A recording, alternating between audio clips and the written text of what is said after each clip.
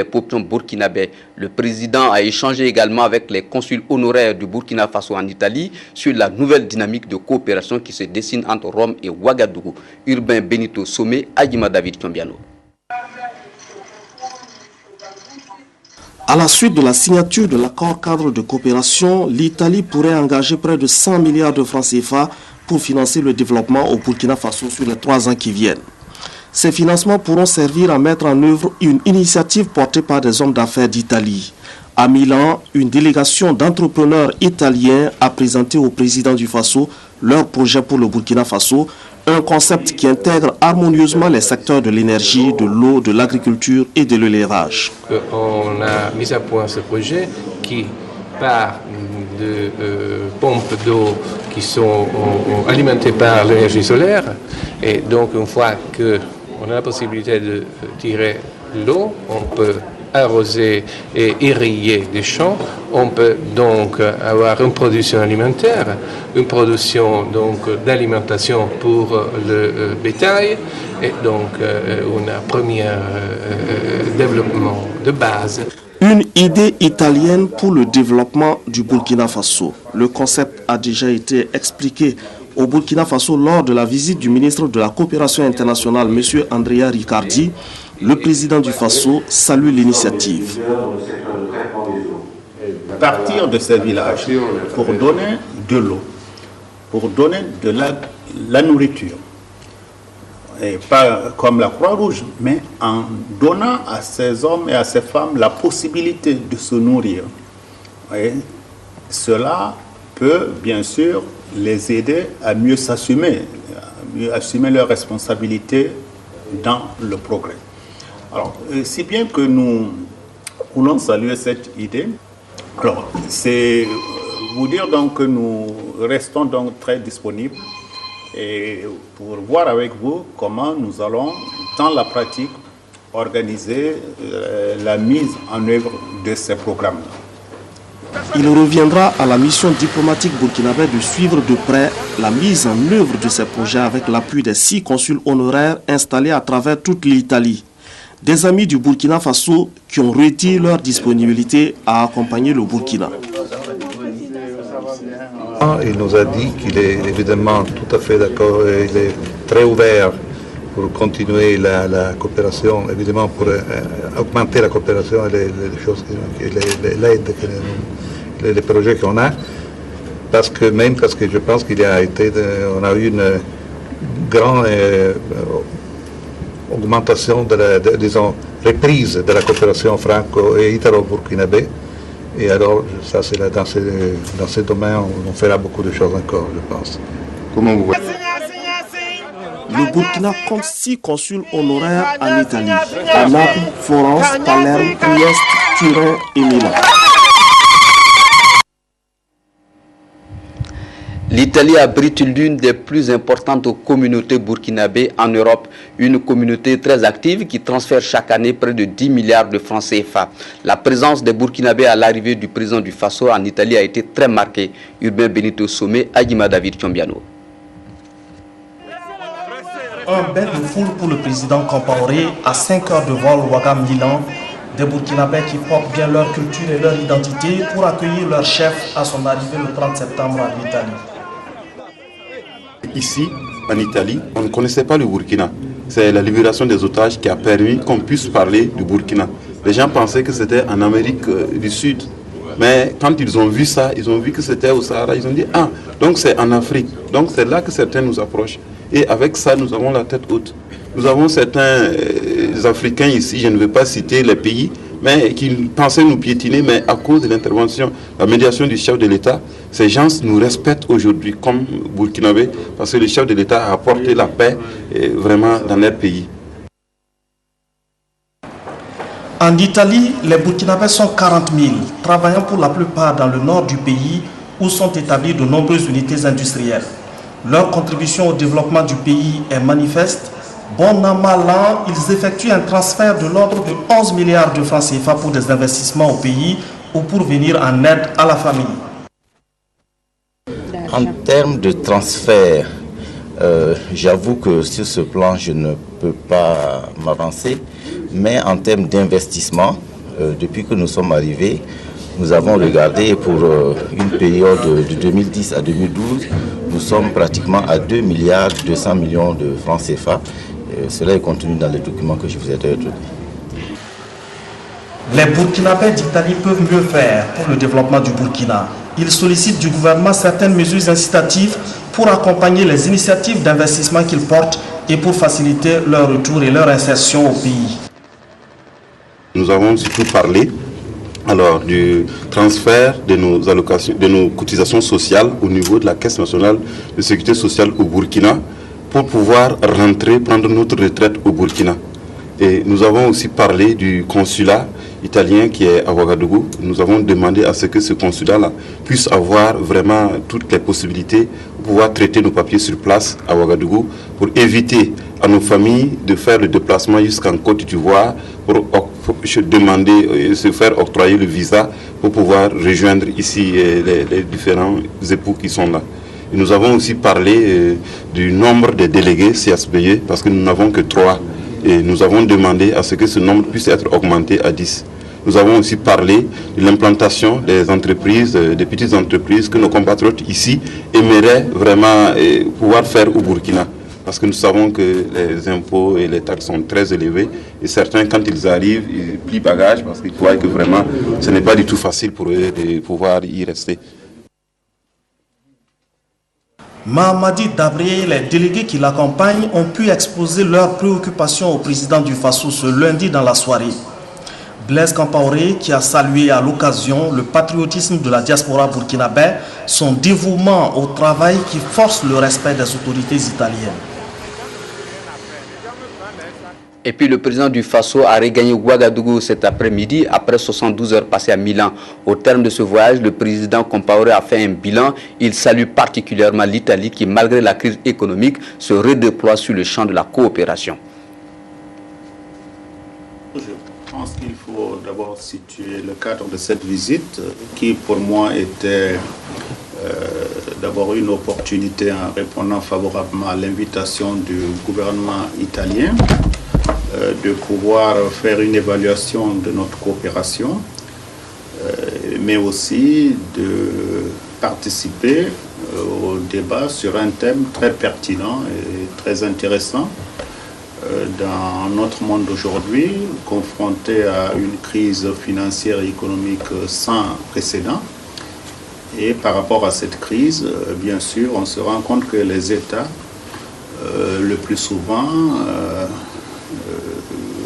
pensent pouvoir gérer leurs problèmes dans le cadre strictement national, alors que c'est un monde qui, de plus en plus, du fait de la crise, a plus que jamais besoin de coopération, davantage de coopération.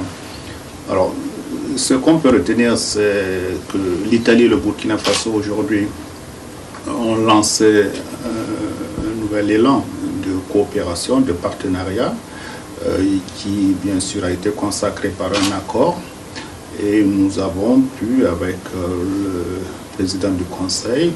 Monti, avec les autorités gouvernementales, dresser un calendrier de contact, d'échange pour nous permettre d'affiner bien sûr les éléments de mise en œuvre de cet accord-là. Comme vous l'avez suivi hier, nous avons eu des entretiens avec les opérateurs économiques italiens du secteur privé qui sont aussi intéressés à bien sûr s'insérer dans ce nouvel élan de partenariat entre nos deux pays. Pour bien sûr les discussions d'hier, je pense que nous avons voulu aussi soutenir le gouvernement italien dans cette initiative, car malgré la crise, penser que, comme l'Italie le fait, que sans la coopération, le monde va aller de plus en plus mal économiquement, mais aussi dans cette crise, continuer de vouloir engager des ressources, prendre des initiatives pour consolider sa coopération avec des pays en développement, comme c'est le cas avec le Burkina. Il nous fallait aussi venir saluer cela. Et puis, carnet d'audience du Premier ministre à présent, Luc Adolphe Thiaw a reçu dans la soirée du lundi 1er octobre 2012. Le président de IAM Gold Corporation, Stephen Letwin, est venu s'entretenir avec le chef du gouvernement sur l'expansion de la mine d'or. M. Letwin est au micro de Sommet Badiama à sa sortie d'audience. Les relations entre IAM Gold et le Burkina Faso sont actuellement au beau fixe. It will create many new jobs for Burkinabés. Ça crée beaucoup d'emplois, de nouveaux emplois pour les Burkinabés. So it's very exciting for the country. Donc c'est très passionnant donc pour le pays. And IAM Gold. Et aussi pour IAM Gold. Et nous sommes donc très contents, très ravis de célébrer donc le début de cette expansion d'IAM Gold. Donc 1000 emplois temporaires and 200 to 300 permanent. Et 200 à 300 emplois permanents. And it extends the mine life out 3 to 4 more years. Et ça va prolonger la vie de la mine à 3 à 4 années. Donc c'est 600 millions de dollars américains sur 2 ans. It's our largest expansion in the world. Donc c'est l'expansion la plus grande dans le monde. We've built the training center there already. Nous avons construit déjà le centre de formation. So we're training as many locals as we can to help with the expansion. Donc nous formons autant de gens locaux que nous pouvons pour travailler dans l'expansion, dans le travail de l'expansion.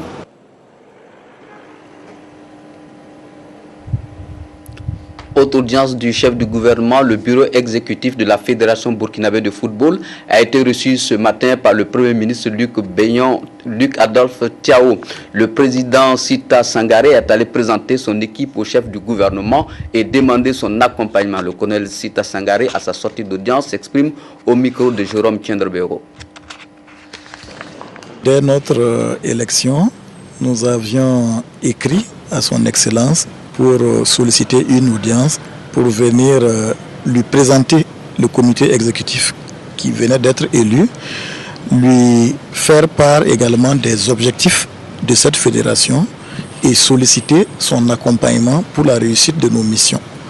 Et le calendrier très chargé de son Excellence ne lui avait pas permis de nous recevoir. Et finalement, aujourd'hui, nous rendons grâce au Seigneur qu'il ait pu nous recevoir et nous lui en sommes très reconnaissants. Bien entendu, le gouvernement du Burkina Faso a toujours appuyé la Fédération burkinabé de football. Le Premier ministre a réitéré cette volonté de nous accompagner et particulièrement à la veille d'une échéance aussi importante que celle devant nous conduire en Afrique du Sud. Je veux simplement profiter de votre micro pour lancer un appel à la mobilisation générale et rassurer les supporters que l'équipe nationale du Burkina Faso est prête à mouiller le maillot et elle ne demande que l'appui du public. C'est un message d'espoir. Les joueurs sont très motivés. L'encadrement technique a parfait les automatismes et les joueurs seront là bientôt, très bientôt. À partir du 8-9, ils seront là et les derniers réglages seront faits. Il n'y a vraiment pas de problème de ce côté. 2 octobre 1983, 2 octobre 2012, cela fait 29 ans que feu le capitaine Thomas Sankara, alors président du Faso, prononçait le discours d'orientation politique DOP, document qui embrassait tous les secteurs de la vie sociopolitique et économique du Burkina Faso. Le discours d'orientation politique tenait lieu de texte de référence pour un Burkina Faso nouveau. Et puis, fin de séjour au Burkina Faso du président de l'Assemblée nationale de Côte d'Ivoire avant de quitter la capitale burkinabé hier, Guillaume Kibafori Soro s'est entretenu avec son homologue burkinabé à l'aéroport international de Ouagadougou sur des sujets d'intérêt national, notamment le renforcement de la coopération parlementaire. La synthèse des échanges dans ce reportage de Anatole Nakoulman et de Anna-Lucie Kéré. Le président de l'Assemblée nationale de Côte d'Ivoire, qui conduisait une forte délégation, tout en prenant part à l'ouverture des travaux de la session budgétaire du Parlement du Burkina, a également eu des entretiens avec des autorités burkinabées. À l'aéroport international de Ouagadougou, où étaient présents les proches collaborateurs du président de l'Assemblée nationale du Burkina, le chef du Parlement ivoirien et son homologue ont pu échanger quelques instants, en particulier sur les futurs axes de la coopération entre l'Assemblée nationale de Côte d'Ivoire et du Burkina. Les jalons sont jetés. Nous attendons que les élections pour le renouvellement du Parlement se fassent ici pour que nous continuions, n'est-ce pas, donc nos échanges. Ce qui est certain, et on l'aura ensemble noté, c'est que dans la plateforme communautaire qui existe, si le renforcement entre les deux parlements burkinabé et ivoirien s'accentuait, ça pourrait être le levain, n'est-ce pas, pour donc renforcer toute la communauté.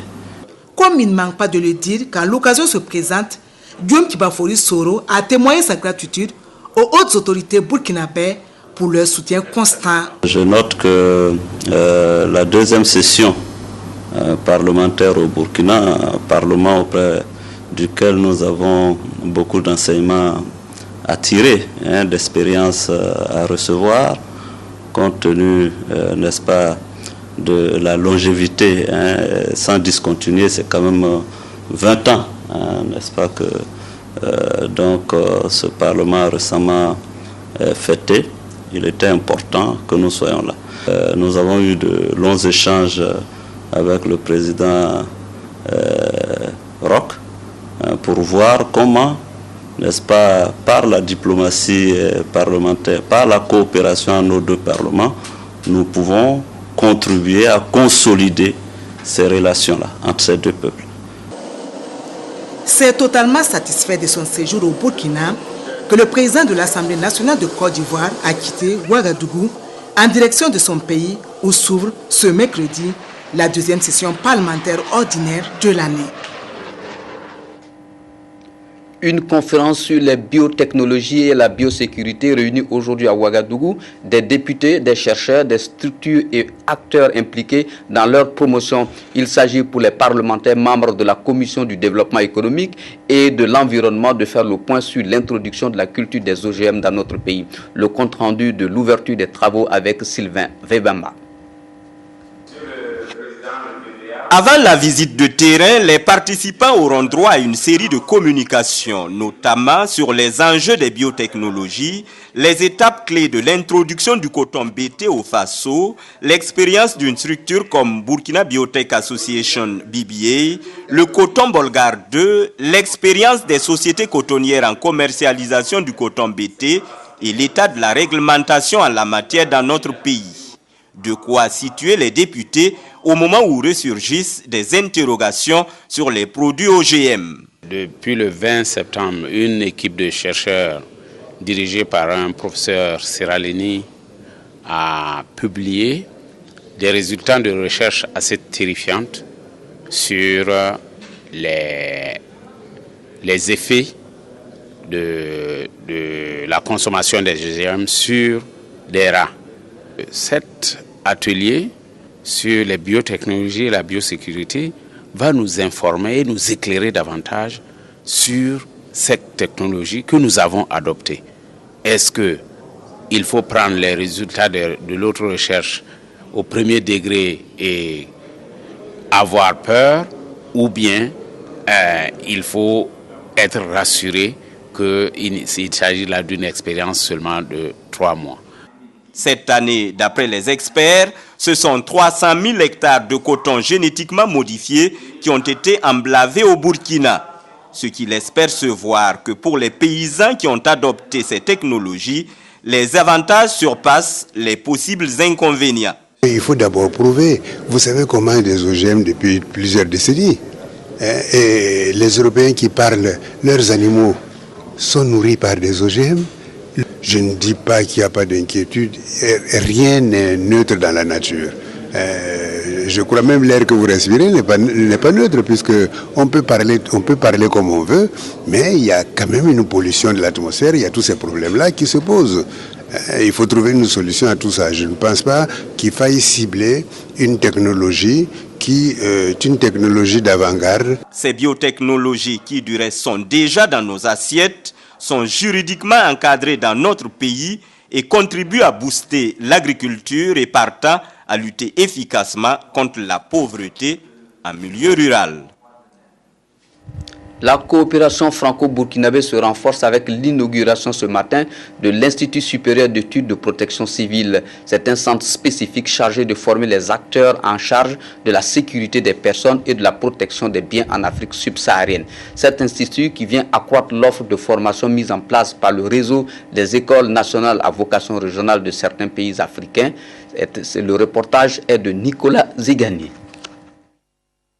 L'assistance des populations contre les intempéries de toute nature au sud du Sahara se renforce avec l'ouverture à Ouagadougou d'un institut supérieur d'études de protection civile.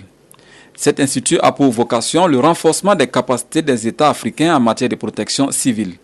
Et le gouvernement burkinabé en a fait une de ses priorités. La récurrence des catastrophes naturelles et des accidents technologiques, corollaire de l'industrialisation croissante de notre pays, l'insuffisance des équipements et de formation spécialisée des services de protection civile, les risques liés aux actes terroristes, le développement exponentiel des zones périurbaines avec la création des zones à habitat spontané et précaire sont autant de facteurs nécessitant une adaptation et une mise à jour constante des procédures et techniques d'intervention des acteurs de la protection civile.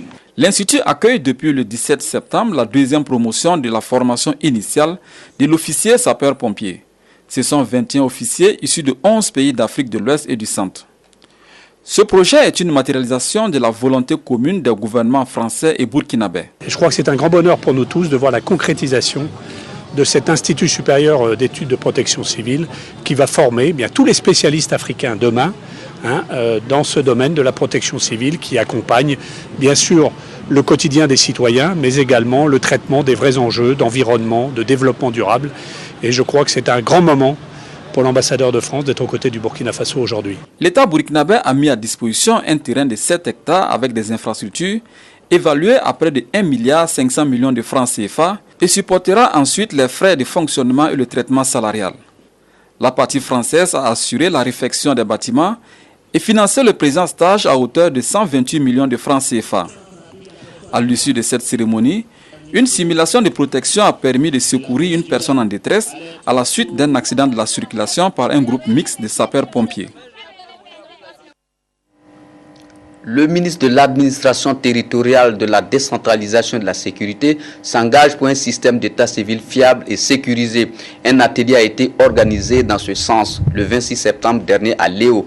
L'atelier avait pour objectif d'adopter un identifiant unique du citoyen burkinabé, un document qui devrait mettre fin à la fraude identitaire. Estelle Judith Assogba signe pour vous le reportage. La fraude identitaire existe encore dans le système de l'état civil burkinabé. Cette lacune mérite d'être corrigée et c'est dans cette optique que l'atelier de Léo a été initié. Aujourd'hui, nos registres ne sont pas sécurisés. Aujourd'hui, l'ONU a un identifiant à part, la CENI a un identifiant à part, l'état civil a un identifiant à part. Il suffit tout simplement de mettre en cohérence tous ces identifiants et avoir un identifiant unique. Et désormais, chaque Burkinabé a un identifiant qui est valable pour son acte de naissance, pour son acte de mariage, pour son permis de conduire, pour tous les diplômes scolaires et universitaires et même pour l'acte de décès. C'est ce seul identifiant unique qui va accompagner le Burkinabé tout au long de sa vie. Cette rencontre a réuni 3 jours durant les membres des différentes structures habilitées à l'élaboration des pièces d'identification. Il s'est agi pour ses participants d'échanger et de partager leurs connaissances en vue d'adopter un identifiant unique de tout citoyen burkinabé. Ce document devrait assurer la durabilité et la crédibilité du système et par conséquent lutter contre la fraude identitaire. Après Ouagadougou et Bobo Dioulasso, c'est au tour de Banfora d'accueillir les équipes de la campagne spéciale de contrôle des constructions initiée par le ministère de l'Habitat et de l'Urbanisme. Cette campagne a pour objectif d'assurer la sécurité des populations à l'intérieur de tout bâtiment. À Banfora, les équipes ont 5 jours pour contrôler toutes les constructions en cours, inachevées ou en modification importante. Reportage signé Ahadi Sandamba. Dans la cité du paysan noir, Beaucoup de constructions, aussi bien en cours qu'inachevées, ne sont pas en conformité avec le code de l'urbanisme et de la construction burkinabé. C'est le constat fait par le directeur général du contrôle du ministère de l'Habitat et de l'Urbanisme. Ici, par exemple, un bâtiment R+2 en construction visité. Après les échanges avec le promoteur, le directeur général somme d'arrêter les travaux. L'intéressé n'a pas de permis de construire et dit ne pas savoir qu'il le fallait. Je n'étais pas au courant des dossiers donc on doit chercher pour construire. Seulement, je n'ai pas eu l'autorisation de construire. Mais sinon, j'ai tous les plans d'études de terrain et puis tous les plans, toi, j'ai ça. Et j'ai aussi respecté quand même ce que l'ingénieur m'a donné comme plan. Et tout a été respecté, tout ce qu'ils ont demandé, c'est respecté. Autre lieu, autre réalité. Ici, nous sommes au secteur numéro 1 de Banfora, sur le site d'un bâtiment inachevé. Là, la promotrice a son permis de construire. Elle est donc en règle avec le code de l'urbanisme et de la construction, un document qu'elle dit avoir acquis sans difficulté majeure. J'avais déjà l'information que pour construire, il fallait absolument un permis de construire. Donc j'ai introduit ma demande auprès du maire de la commune de Banfora. Ils m'ont répondu en me donnant la liste des dossiers qu'il faut fournir pour obtenir ce permis. Il y a d'abord l'architecte qui a fait le plan. Il a ses ingénieurs pour le suivi. Ensuite, nous avons eu recours aux agents du laboratoire national des bâtiments et des travaux publics qui étaient venus dans un premier temps pour l'étude du sol.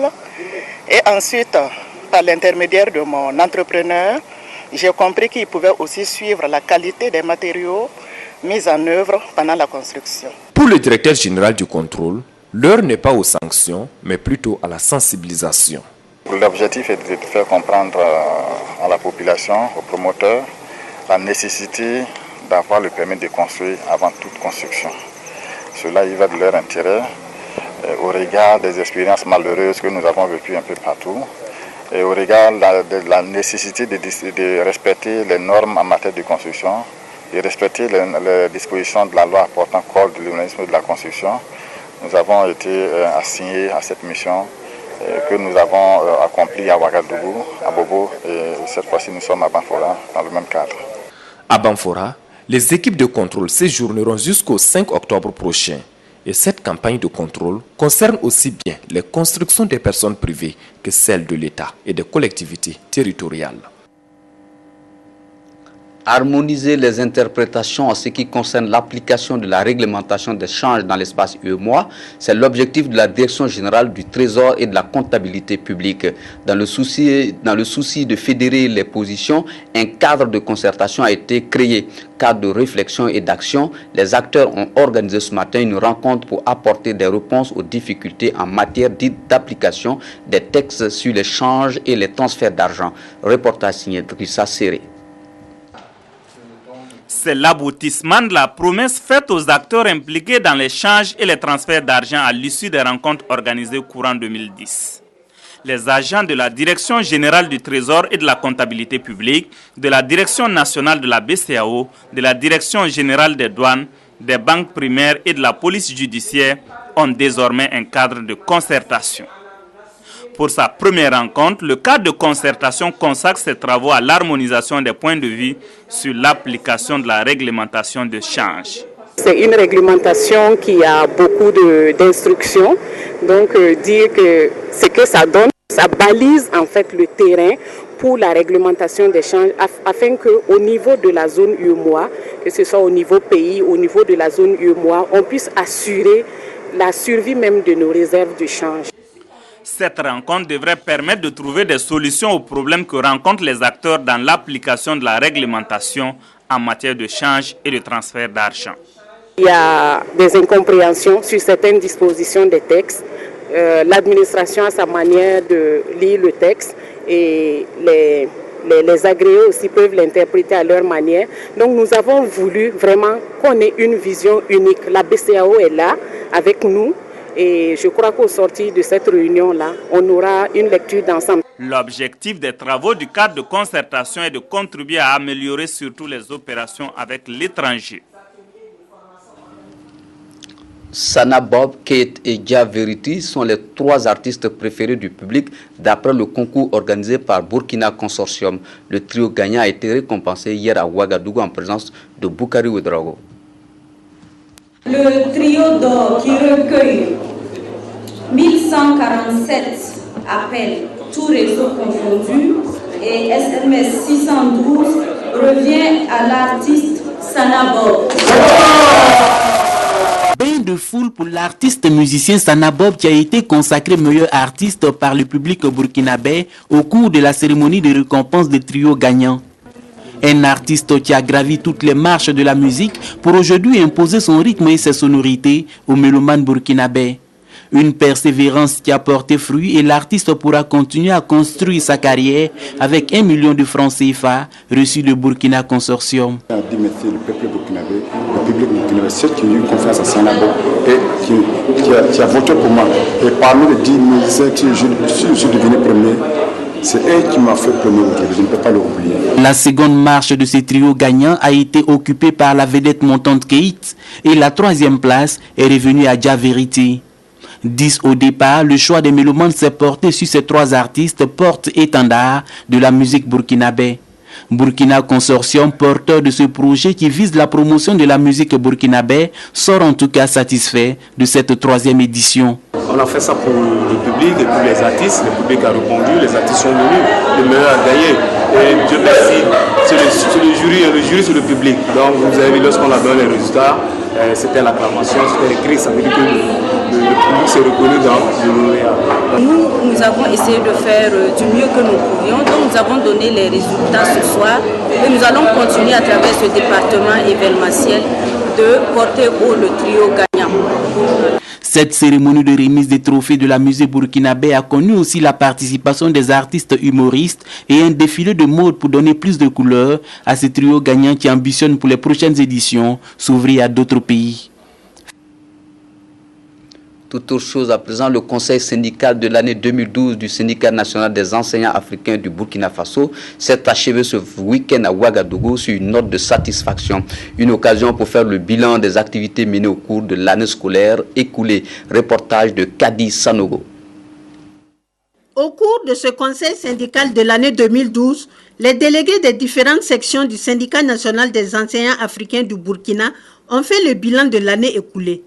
Les travaux ont aussi permis de réactualiser la plateforme revendicative, une occasion pour jeter les bases d'une nouvelle stratégie de mobilisation des finances pour les syndicats. La rencontre aboutit à des recommandations, notamment les évaluations des fins d'année avant les examens et les questions des indemnités spécifiques. Nous demandons simplement que l'on soit un peu plus regardant de sorte à ce que les mêmes indemnités soient servies aux mêmes catégories de personnes. Ça, c'est l'indemnité spécifique. Il y a les autres indemnités qui, les enseignants aujourd'hui, tout en se félicitant du fait que le gouvernement ait pu octroyer les indemnités de logement et de suggestion à tous les travailleurs, parce qu'il fallait quand même améliorer vraiment la situation de chacun, veulent que l'État tienne compte de la spécificité même du travail de l'enseignant. Et vous aviez vu à travers une motion où lorsque les autres travailleurs ferment les bureaux, c'est pour aller se reposer. Nous fermons nos bureaux, c'est pour commencer le travail. Pour le statut particulier des enseignants, le syndicat national des enseignants africains du Burkina est très optimiste. Il reste maintenant le contenu.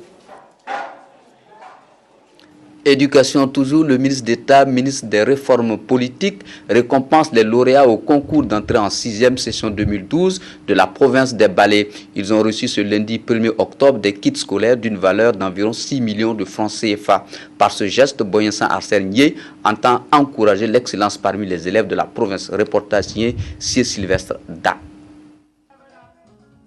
À Boromo, dans les Balais, le ministre Arsène Boyensan Nye est allé ce lundi 1er octobre souhaiter une bonne rentrée scolaire aux élèves et stimuler l'excellence dans les rendements scolaires. Ainsi, aux 1300 élèves reçus au concours de l'entrée en 6e dans la province pour la session de 2012, il offre 1300 kits scolaires composés chacun d'un sac, d'une dizaine de cahiers et d'un trousseau contenant du matériel pour les mathématiques, le tout d'une valeur d'environ 6 millions de francs CFA. Ce petit geste, c'est vraiment une petite contribution pour soulager les parents d'élèves.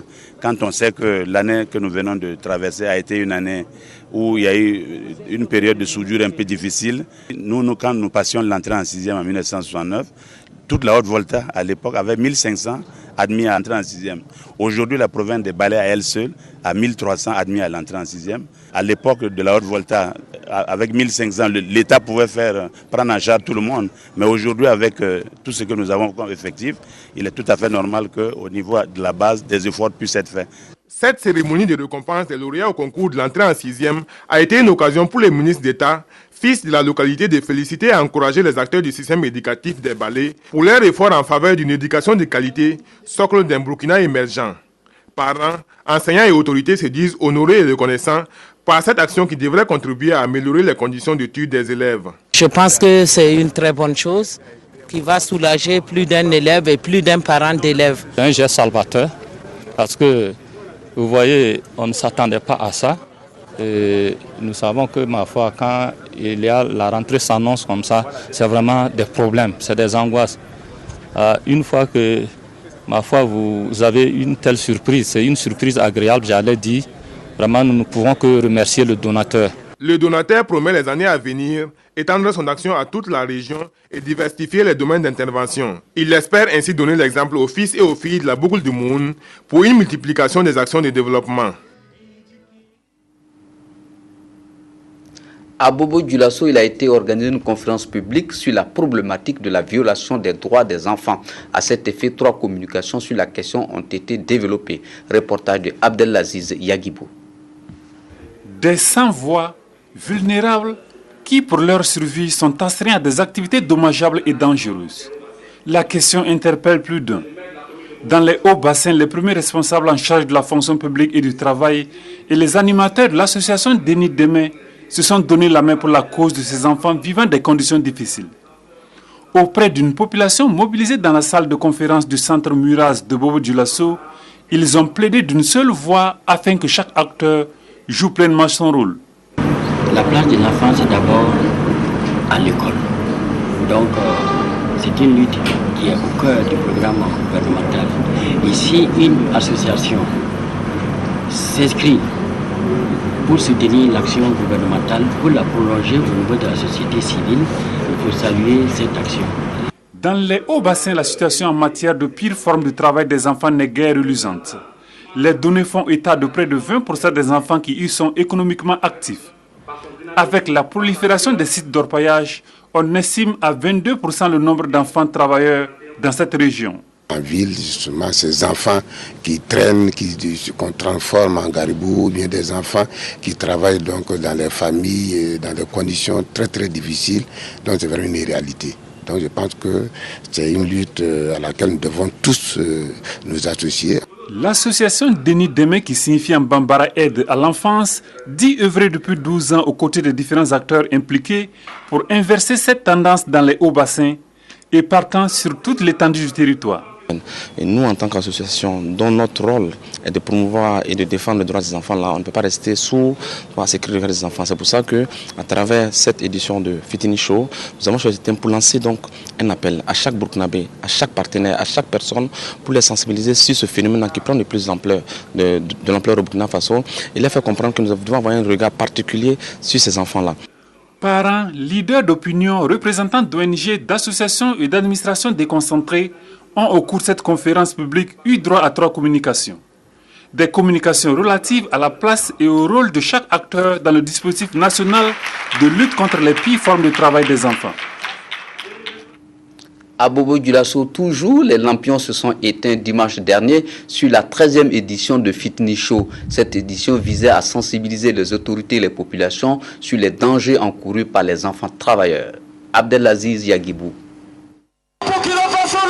Du haut de ses 13 ans, Fitini Show poursuit son ascension vers une manifestation culturelle internationale d'envergure. Cet ultime rendez-vous de la 13e édition en dit long, avec aux côtés du Burkina, la Côte d'Ivoire et le Mali, pour des pas cadencés et rassurants vers l'épanouissement et le développement des facultés intellectuelles des tout-petits à travers l'art. Sur le podium des finalistes, des compétiteurs talentueux qui ont soulevé le public à travers leurs prestations en ballet, en playback, en slam, en défilé de Miss valorisant les tenues traditionnelles Peul, Bissa, Mwaga et Dagara. Environ 4 heures durant, l'événement a fait monter les décibels du côté du théâtre de l'amitié de la ville de Sia, qui a refusé du monde.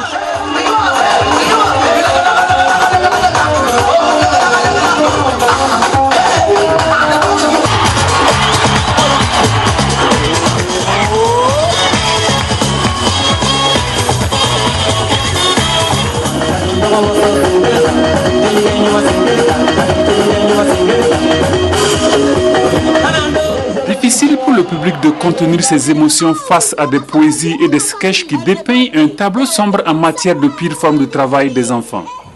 Ces enfants vont porter très haut le flambeau de la culture burkinabé dans le concert des nations en matière d'art, au regard également des thèmes qui ont été développés par les enfants et de la continuité de cette activité show qui est un espace de conscientisation. Il faut dire tout simplement que c'est l'ancrage d'une nouvelle citoyenneté. C'est après 2 manches éliminatoires à Ouagadougou et 8 à Bobo-Dioulasso que les finalistes de cette soirée ont été retenus. Une soirée qui a permis de récompenser les meilleurs des différentes catégories de compétition, telle la troupe Wara Issé de Sarfalao qui a remporté le premier prix en ballet.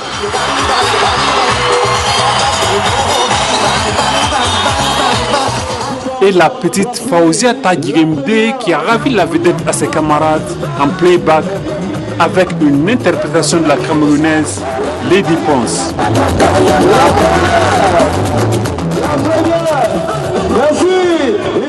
Vous avez vu la prestation et la qualité de ce que les enfants ont produit. Vous avez vu la qualité aussi des personnalités qui étaient présentes ce soir à la finale. Vous avez vu que toute la presse est mobilisée. Je crois qu'aujourd'hui, Fitini Show, comme je disais tout le temps, a gagné sa place dans le paysage culturel au niveau de Burkina Faso pendant les vacances scolaires. Aujourd'hui, je pense que nous sommes totalement satisfaits. Cette dynamique de montée en puissance, l'association Denis Demain entend la maintenir et la renforcer. D'ores et déjà, la structure promotrice promet l'année prochaine tenir l'édition au stade Obi de Bobo-Dioulasso pour pouvoir contenir le maximum de spectateurs. Une édition qui verra le nombre de pays participants augmenter.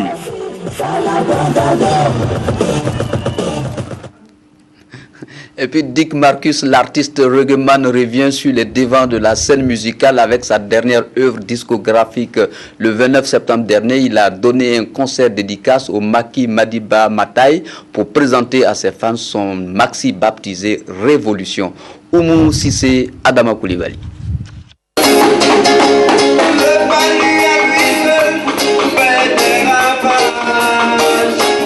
Dick Marcus rend le silence et revient sous le projecteur avec une nouvelle œuvre discographique, un maxi baptisé Révolution. Le reggae va avec l'actualité aussi.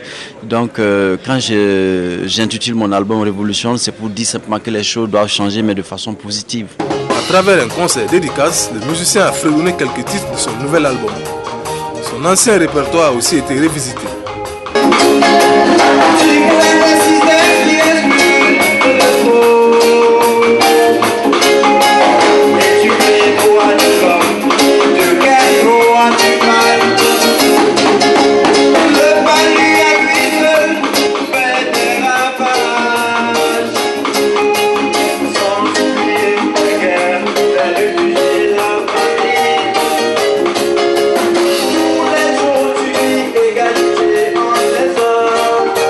Marcus est à ce jour auteur de 7 albums, de Africa son premier à Révolution le dernier. Le reggae maker est resté aux yeux de ses thématiques fidèles à ses idéaux. Je continue toujours dans la même dynamique. Par exemple, dedans, j'ai une chanson qui parle de démocratie, c'est pas la guerre. En fait, une façon de sensibiliser parce qu'on sait qu'en général en Afrique, les problèmes commencent là où commencent les élections. Donc, une façon de tirer la sonnette d'alarme pour que les uns et les autres se retiennent, pour qu'on sache qu'on peut perdre. Mais la République continue, on peut gagner, mais la République aussi doit continuer. L'artiste, à travers son engagement, espère ainsi apporter sa pierre à l'édification d'un Burkina Faso meilleur.